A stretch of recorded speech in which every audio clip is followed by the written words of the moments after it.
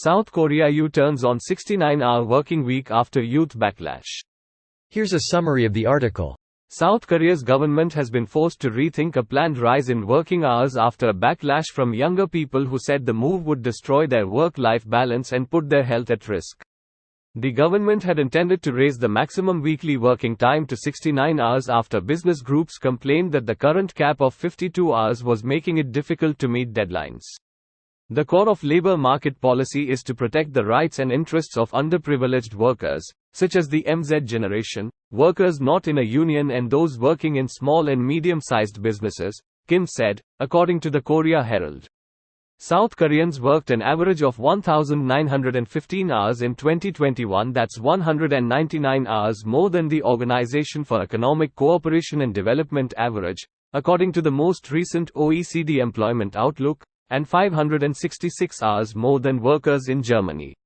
The original plan announced earlier this month would have overturned legislation introduced in 2018 by the Liberal Democratic Party that limits the working week to 52 hours, 40 of regular work plus 12 of overtime.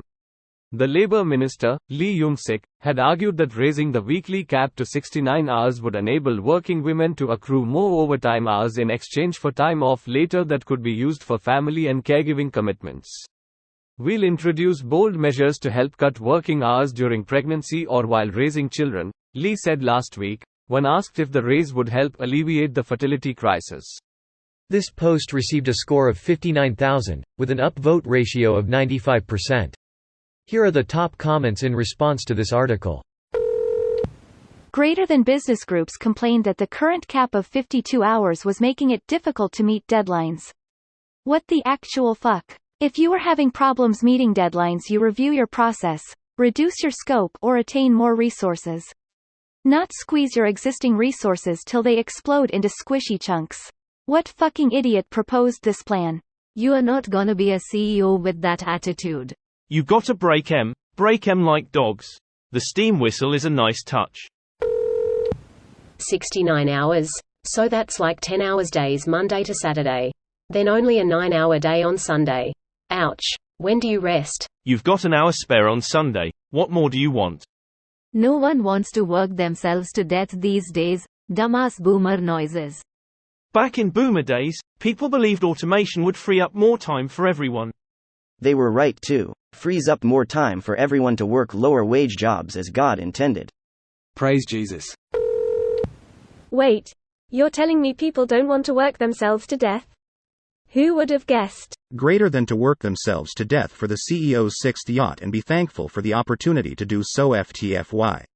This is the kicker. Plenty of folks out there are or would be willing to work themselves to death's door to accomplish a life's dream or make the world a better place for the next generation or with the but fuck that noise so hard when the end result is lining the owner's pockets. Here is the thing about SK's work culture. It's like everything about a company is catered towards the fragile ego of the owner, CEO, higher up, etc. You ended work early. Yeah. You can't leave until your direct superior completes her work first, or if they're generous enough to dismiss you. Boss wants to go to his favorite barbecue spot so all his employees can stroke his ego at dinner. Yes, it is mandatory or your work life will be hell. Imagine trying to add more work time on top of all that BS. The greatest gift an old boss would give me was when he'd message me early afternoon. Boss. Hey, what are you doing right now? Me. Working on X, hoping to jump into Y next. What's up, boss? Why don't you wrap up what you're doing and bounce for the day?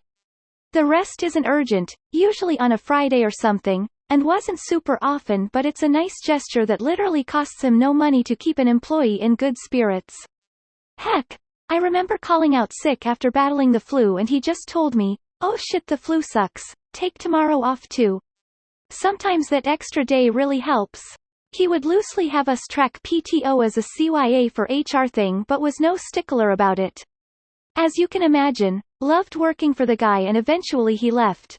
We soon found out he was handling a lot of stressful, pedantic corporate BS himself, so we didn't have to deal with that. I left not too long after because I had been there a while and I was sticking around because he was awesome to work for. This video was automatically created by Reddit to speech. The article and comments in this video were selected from Reddit according to their upvotes, and any paraphrasing was performed by smmry.com, without any human intervention.